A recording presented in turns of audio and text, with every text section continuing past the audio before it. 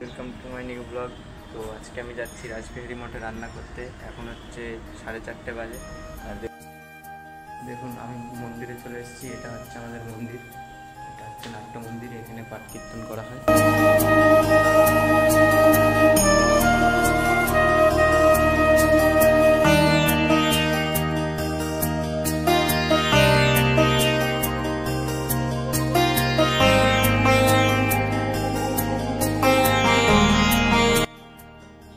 এখন আমি স্ট্যান্ডটা হাতে নিয়ে চলে যাচ্ছি রাস্তার দিকে।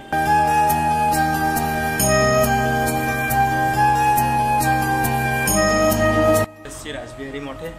তো চলুন আপনাদেরকে দেখাচ্ছি রাসবিহারী মঠের মন্দির।